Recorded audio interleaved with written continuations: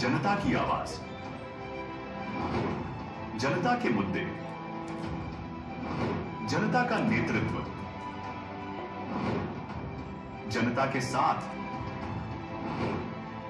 जनता का विश्वास,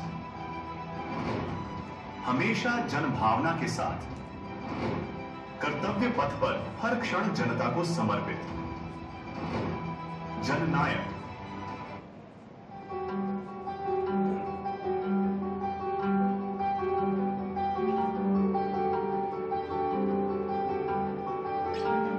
महात्मा गांधी के विचारों को आत्मसात कर जन जन तक पहुंचाने का नाम है राजेश गुप्ता।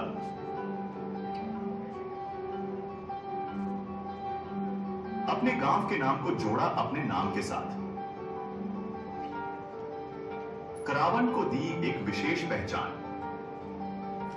पिछले 37 सालों से अपने अटूट समर्पण से कांग्रेस पार्टी के हाथ को किया मजबूत। सेवा भावी व्यक्तित्व और सरल सहज स्वभाव ने क्षेत्र में दी एक अलग पहचान। राजेश गुप्ता ने अपने राजनीतिक जीवन में क्षेत्र में विकास की कई सौगातें दी, जिसमें करावन में फूड पार्क खुलवाकर करावन को व्यापारिक केंद्र बनाकर समाज में मिसाल कायम की। आज बुजुर्ग, बच्चे, युवा सबकी जुबान पर एक ही नाम, हमारा जननायक राजेश गुप्ता।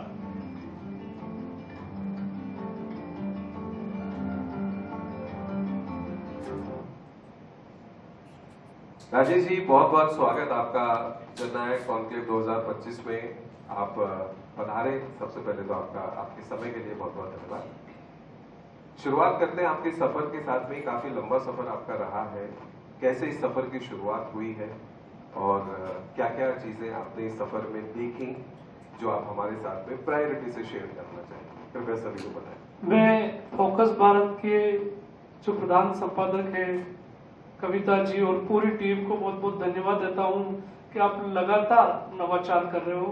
इसके लिए आपकी टीम को पूरी बहुत बहुत धन्यवाद। बहुत बहुत शुक्रिया। मैंने छात्र जीवन से ही राजनीति में कदम रखा है और छात्र जीवन में राजनीति में काम किया, फिर यूथ कांग्रेस में काम किया, फिर एक मानवाधिकार विभाग की एक टीम थी, उसमें ह्यूमन राइट्स के लिए काम किया, फिर उपभोक्ता फोरम थी तो उपभोक्ताओं के लिए काम किया। ऐसे कई फॉर्म पे मैंने काम किया। अभी आखिरी में मैंने जन अभाव उपयोग निराकरण समिति राजस्थान सरकार की, जिसमें पुखराज पारेशर जी अध्यक्ष थे, मैं राजस्थान सरकार का सदस्य था, उसमें काम करने का मौका मिला मुझे। और हमने जो हमारी पूरी टीम थी उसमें भारत में राजस्थान सबसे प्रथम था। 36 लाख से भी ज्यादा ग्रीवेंसेस राजस्थान में हमारी टीम ने सॉल्यूशन किया। बहुत खूबसूरत। कैसी भावना रहती है जब जनता के बीच आप जाते हैं? जनता, क्योंकि एक राजनेता को जनता काफी उम्मीद से देखती है, क्या आपकी भावना रहती है जब आप जनता के बीच में जाते हैं और कितनी संतुष्टि मिलती है आपको जनता के बीच जाकर? देखो, भारत का जो लोकतंत्र है बहुत खूबसूरत लोकतंत्र है और यह जनता ही लोकतंत्र में बहुत महत्वपूर्ण भूमिका में होती है। हमने देखा है लोकतंत्र में ऐसे कई उदाहरण आए हैं। भारत की इस खूबसूरत लोकतंत्र से मैं काफी प्रभावित हूँ, क्योंकि इसमें राजा रंग बन गया और रंग राजा बन गया। अभी हमने देखा गंगा नगर में जो करणपुर विधानसभा थी, उसमें जनता ने एक ऐतिहासिक फैसला दिया, जो वर्तमान मंत्री थे उसको हरा के। तो ऐसे इस खूबसूरत लोकतंत्र में काम करने का आनंद ही अलग है।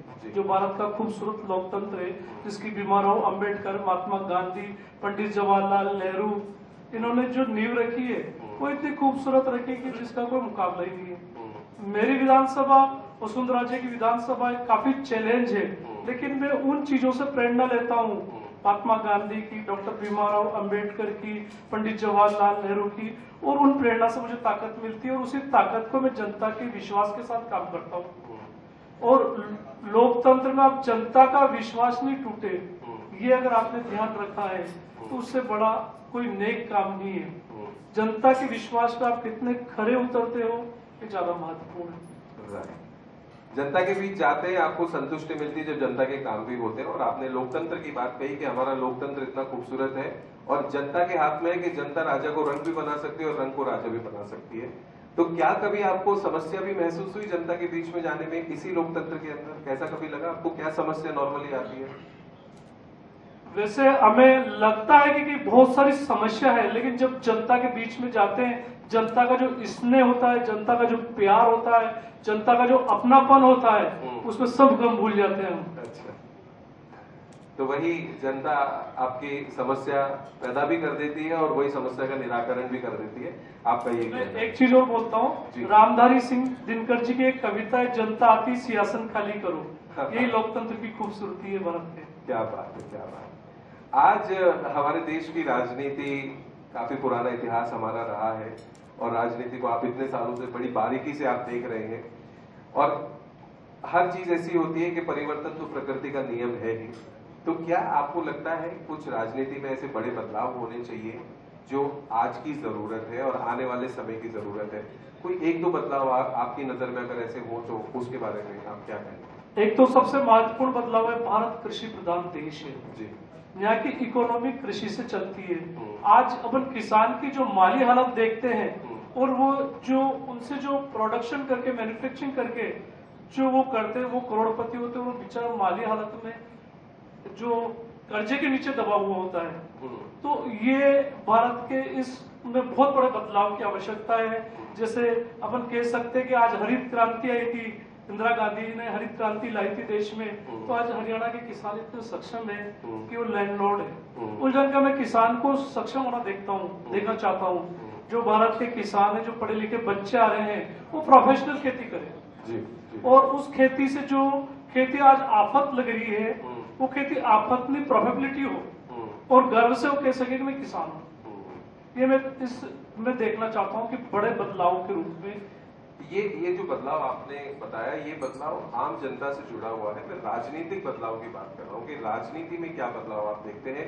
जो हमारी प्रक्रिया है, चुनाव प्रक्रिया है, उसी के तहत राजनीति के अंदर बदलाव हो सकते हैं। तो उस राजनीति में आप क्या बदलाव देखते हैं? आज की राजनीति में सबसे बड़ा जो बदलाव की आवश्यकता है वो देश की महंगी चुनाव प्रणाली है। इस चुनाव प्रणाली में जो योग्य आदमी होता है, जिसको जनता चाहती है, गरीब आदमी होता है लेकिन योग्य होता है, वो इस महंगी चुनाव प्रणाली के कारण वो बाहर हो जाता है। वो दुख मुझे होता है। महंगी चुनाव प्रणाली मतलब जो टिकट नहीं, जो जब आदमी चुनाव लड़ता है तो उसमें बहुत पैसा खर्च होता है। अच्छा। काले धन का उपयोग होता है। तो वो काले धन का उपयोग रुके। अच्छा। और पारदर्शिता और सुचिता में अच्छा।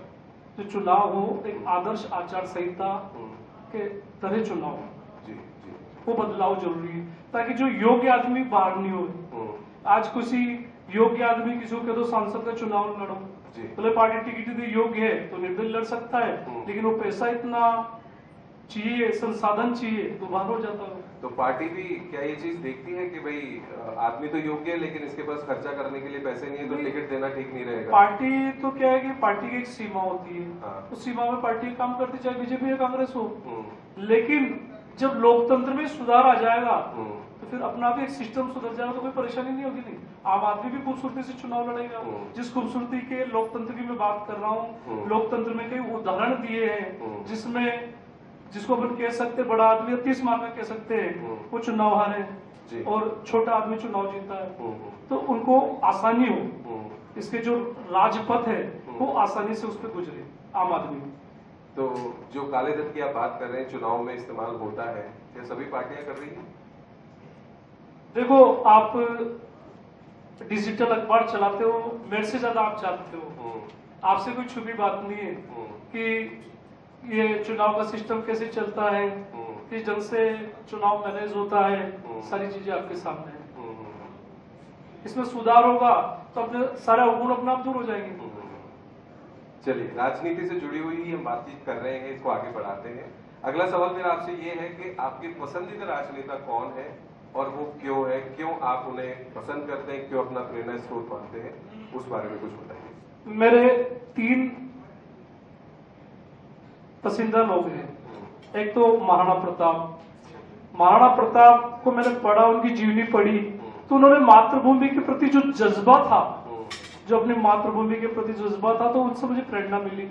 उसके बाद मैंने अपने गांव जो करावन है, तो मैंने पीछे अपना गांव का नाम लगाया। मैं राजेश गुप्ता के राजेश करामन के नाम से जानते जी। हैं, और मैंने मेरी जन्मभूमि पे बहुत काम करने की कोशिश की, अमूल चामूल परिवर्तन हो इस ढंग से काम। दूसरा, राजीव गांधी जिसका विजन था, जिन्होंने 18 साल का मतदान देके एक क्रांतिकारी काम किया, जिन्होंने नवोदय की स्थापना करके जो गांव में गरीब बच्चा जो कभी सपना नहीं देख सकता था, संसाधन के अभाव में वो शिक्षा में दम तोड़ देता, वो नवोदय की स्थापना से उन प्रतिभाशाली बच्चों को आगे आने का मौका मिला। उन्होंने इंफॉर्मेशन टेक्नोलॉजी लाए राजीव गांधी, उससे इतना बड़ा बदलाव आया कि मद्रास आईआईटी पास आउट सुंदर पिचई आज 1800 करोड़ रुपए की सैलरी के साथ गूगल के सीईओ है। तो राजीव गांधी मेरे आदर्श है।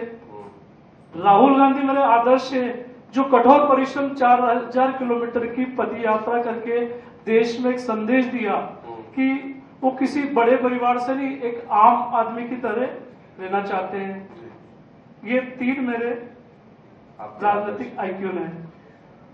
बहुत साल हो गए हमें आजाद हुए, और 1947 में हम आजाद हुए, और उसके बाद से लेकर अभी तक काफी वर्ष बीत चुके हैं। क्या लगता है आपको कि आज भी हमारे देश की बहुत सी जनता, एक हिस्सा जो है, मूलभूत सुविधाओं से वंचित है? क्या उसमें अभी भी सुधार करने की जरूरत है? किस तरह के वो सुधार आप देखते हैं? आपने सही कहा है कि आज आजादी के 70-75 साल हो गए, उसके बाद भी जिस ढंग से अवेयरनेस आनी चाहिए थी वो अवेयरनेस जनता में नहीं आई। लेकिन जिस ढंग से डिजिटल क्रांति आई, सोशल मीडिया आया है, दिन दिन अवेयरनेस आने लगी जनता में। तो आने वाला टाइम है, ये बहुत बड़ा बदलाव का संकेत लेके देश में आ रहा है जी। सबसे बड़ा बदलाव का संकेत आया 92 में। मनमोहन सिंह जी वित्त मंत्री थे, उन्होंने उदारीकरण करके देश में एक बदलाव की शुरुआत की। पहले गांवों में हम देखते थे 1 लाख रुपए नहीं मिलते थे, आज करोड़ों रुपए गांवों में मिल जाते हैं। पहले जो देखते थे सिंगल रोड होते थे, फिर 4 लेन आया, फिर 8 लेन आया। तो ये बदलाव किए। फिर भी बहुत सारी जगह सिस्टम, जो आम आदमी सिस्टम से दूर है और सिस्टम में नहीं आ पाता, ये एक बहुत बड़ा बदलाव लाने की जरूरत है कि आदमी सिस्टम में आवे। कैसे आवे? डिजिटल प्लेटफॉर्म के माध्यम से आदमी घर बैठ के अपनी समस्या निराकरण कर सकता। इस बड़े बदलाव की जरूरत है। जैसे ऑनलाइन डिजिटल आएगा तो अपना भ्रष्टाचार खत्म हो जाएगा, और जो सिस्टम से अपनी उन्नति रुकी है वो प्रोग्रेस में आ जाएगा। तो एक बहुत बड़े बदलाव की आवश्यकता है भारत में। बहुत जल्दी ये बदलाव आप उम्मीद करते हैं कि हमारे देश के अंदर? जैसे हम देखते हैं आज इस ढंग से प्रोडक्शन हो रहा, हमारी कृषि उपज मंडी है जो हमने 50 साल पहले विजन लेके बनाई थी, आज छोटी पड़ गई। आज हम देखते हैं हमारे पास प्रोडक्शन इतना आ रहा कि उनमें किसानों को आने के लिए 5-5 दिन का वेट करना पड़ रहा। हमारे जो बाजार थे वो आज हमारी विकास की गाथा के सामने छोटे पड़ गए, 8-10 घंटे जाम लगते हैं। तो ये हमारे 70 साल की जो कांग्रेस के प्रधानमंत्रियों की विकास की गाथा थी, ये अपना नजर आती है। राजनीति में किस तरह के बदलाव आप देखते हैं, पहले की राजनीति में और आज की राजनीति में? क्योंकि आपका काफी पुराना संपर्क रहा है राजनीति से, राजनीतिक जीवन काफी लंबा रहा है आपका। क्या आपको कुछ बदलाव लगते हैं कि पहले राजनीति में लोग होते थे, एक साथ रहते थे, सारी चीजें होती थी, आज शायद उतनी ना तो संयमिता है ना उतनी सहनशीलता है? ऐसे कुछ बदलाव आपने महसूस किए हैं? पहले से अभी बहुत बदलाव, आप जो सही कह रहे हैं। पहले जो था वो कोई भी गांव में एक व्यक्ति कह देता कि हम पूरे गांव के आपके साथ है, तो वो ऑटोमेटिकली ऐसा होता था। लेकिन जो अभी अवेयरनेस आई है, उस अवेयरनेस में आपको जो वो एक नया कल्चर पैदा कर दिया है। तो हर आदमी अपने अधिकारों के प्रति जागरूक हो गया। हाँ। तो आप उसके जो अधिकार है उसका अहित नहीं होता तो आपसे जुड़ जाएगा। हाँ। आपको उसको कन्विंस करना पड़ेगा कि हम आएंगे तो आपके अधिकारों को, आपकी जो मतलब जो है उनका ध्यान रखेंगे। क्या बिल्कुल सही कह रहे हैं आप। लोग अपने अधिकारों के प्रति जागरूक हो रहे हैं। अब बात करते हैं युवा पीढ़ी के बारे में, क्योंकि किसी भी देश का भविष्य उसकी युवा पीढ़ी के ऊपर ही डिपेंडेंट है, और एक जननायक की भूमिका होती है कि युवा पीढ़ी को एक सही रास्ता दिखाए। तो आप क्या नेगेटिव चीज, नकारात्मक चीजें आज युवा पीढ़ी में देखते हैं जो आप हाईलाइट करना चाहेंगे, और उन्हें बताना चाहेंगे कि अगर आप सफलता पाना चाहते हैं तो आपको ये नकारात्मक चीजों का अपने आप से दूर करना होगा। ये इतिहास गवाह है कि जितनी भी क्रांति हुई है विश्व में, उसके पीछे युवा ही थे। तो युवा पीढ़ी को आप नकार नहीं सकते। युवा पीढ़ी की जो ऊर्जा है वो सकारात्मक रूप से कैसे काम करे। सबसे पहले युवा पीढ़ी भटके नहीं, नशा से दूर रखे। दूसरा, जो अभी सोशल मीडिया के माध्यम से सारे बच्चे मोबाइल में लगे रहते हैं, तो उनसे किस ढंग से दूर हो, ये काफी सोचने की आवश्यकता है। ये हर घर में एक बीमारी आएगी मोबाइल की, बच्चे उसी में लगे रहते हैं। चार अगर बैठे रहेंगे तो चारों उसको मोबाइल चलाते रहेंगे, आपस में बात कनेक्टिविटी है ही नहीं। तो इस कमरे से दूसरे कमरे में अगर किसी को बुलाना हो ना, तो उसको बोलते हैं सोफा संस्कृति। तो वहीं से मोबाइल लगाएगा, आप यहाँ आ जाओ अंकल जी आए हुए, वो जाके नहीं बोलेगा। तो लगभग आपकी बातचीत से ऐसा लग रहा है कि आप घरों में पहले एक साथ बैठ के खाना खाते थे, वो संस्कृति भी मोबाइल की वजह से विलुप्त होती जा रही है। खैर, राजनीतिक जीवन में आपने बहुत सारी चीजें देखी, बहुत सारे अनुभव देखे, हमने आपके बहुत सारे फोटोग्राफ्स आपके देखे जिसमें आपने भाग लिया, पार्टिसिपेट किया। लेकिन कोई एक ऐसा पल आपने राजनीतिक जीवन में जिया अपने, जो आपको काफी खुशी देकर गया कि ये मेरे राजनीतिक जीवन का ये सबसे सुखद पल था, उसके बारे में बताइए। मैं जब जन अभाव वियोग में था और मैं जन सुनवाई करता था, हमारे 3 गुरुवार फिक्स होते थे। एक गुरुवार ग्राम पंचायत स्तर पे, पहला गुरुवार, दूसरा गुरुवार ब्लॉक स्तर पे, तीसरा गुरुवार जिला मुख्यालय पे। तो जब मैंने उन कमजोर लोगों को न्याय मिलते देखा और उनके आंखों में जो खुशी देखी, वो खुशी मुझे बहुत ही मतलब सेटिस्फेक्शन मिला। उस खुशी से अद्भुत सेटिस्फेक्शन मिला। और यही निरंतर आपके प्रयास रहते हैं कि वो खुशी में बार-बार भी हो। बहुत बहुत सुंदर, बहुत सुंदर। अपनी बातचीत को समाप्त करूंगा आखिरी सवाल के साथ में। एक जननायक के रूप में आज हम आपको संबोधित कर रहे हैं, तो क्या आपकी राजनीति में आखिरी मंजिल है? अगर आपने कुछ इस बारे में सोचा है, आगे भविष्य में आपकी क्या योजनाएं हैं आपके राजनीतिक जीवन की, कहां तक आप जाना चाहते हैं, क्या आपने सोच रखा है, थोड़ा हम सबको बताएं। देखो, राजनीति में आना जाना, कहाँ पहुंचना है, तो परिस्थिति बहुत ज्यादा परिस्थितियां तय करती है। आपके हाथ में कुछ नहीं होता है। परिस्थितियां कभी ऐसी बन जाती है कि जीरो से आदमी हीरो हो जाता है। फिर भी हमारी इच्छा, लेकिन हमारा यही है कि जो कमजोर वंचित वर्ग है उसको जस्टिस मिले, यही हमारा आखिरी लक्ष्य है। अगर कमजोर और जस्टिस वर्ग को जो जस्टिस मिलेगा, कमजोर और वंचित वर्ग को, उसी जस्टिस की ताकत ही हमें आशीर्वाद मिलेगी। वो आशीर्वाद ही हमारी राजनीति की ताकत होगी। उसी ताकत की ऊर्जा हमारे जीवन के लिए बहुत ही महत्वपूर्ण है। तो आप ये कहना चाहते हैं कि भविष्य में भी आप लोगों के जीवन में यूं ही खुशियां भरना चाहते हैं, आपको किसी विशेष पद की कोई इसके पीछे कोई लालसा नहीं। बहुत बहुत धन्यवाद राजेश गुप्ता जी, आप हमारे बीच में यहाँ पर पधारे, खास तौर पर झालावाड़ से, और अपनी बात आपने यहाँ पर रखी। जाते जाते अगर फोकस भारत के लिए और इस कार्यक्रम के लिए आप कुछ कहना चाहें तो आपका स्वागत है।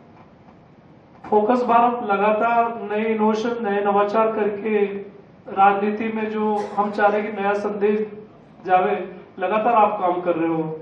हमें देख के आपसे प्रेरणा मिलती है और हम बहुत कुछ हम भी सीखते हैं, क्योंकि सीखना जीवन में हर स्टेज पे सीख सकते हो, तो उसमें बहुत प्रेरणा मिलती है आप लोगों से नवाचार करने में। तो मैं एक ही इसी नवाचार पे एक बात कहना चाहता हूँ। मेरा 50वां जन्मदिन था, तो मेरे घर वालों ने पूरी तैयारी कर रखी थी। मैं इन जन्मदिन वगैरह मनाने में विश्वास नहीं रखता हूँ, क्योंकि हमारे डॉक्टर SN सुब्बाराव जी 2014 में उन्होंने तिवरी में वो रखा था सत्र, उसमें 7 दिन हम वही रहे। अशोक गहलोत साहब के कोई भारत उनका वो NGO के तहत रखा था, तो उन्होंने कहा था कि गहलोत साहब आप 7 दिन यही रहोगे तो हम ये कार्यक्रम करेंगे। तो उनसे हमें प्रेरणा मिली, हमने जो चमक दमक है उससे बाहर आके काम करना चाहा। तो हमारे बच्चे माने नहीं कि 50 साल का जन्मदिन मनाया। मैंने ये कहा का संगठन बच्चे मान नहीं रहे, तो मैंने बहुत सोचा। तो हमारे चंद्रपाटन की लाइफ लाइन थी चंद्रभागा, तो मैंने कि इसको साफ करेंगे, यही 50 साल का अपना जन्मदिन। तो हम सब और हमारे सब मित्रों ने मिलकर वो चंद्रभागा साफ की। बहुत बहुत अच्छा लगा आपसे बातचीत करके। बहुत बहुत धन्यवाद पधारने के लिए और अपनी बातचीत, अपने मन की बात हमारे साथ शेयर करने के लिए। ठीक है, धन्यवाद बहुत बहुत।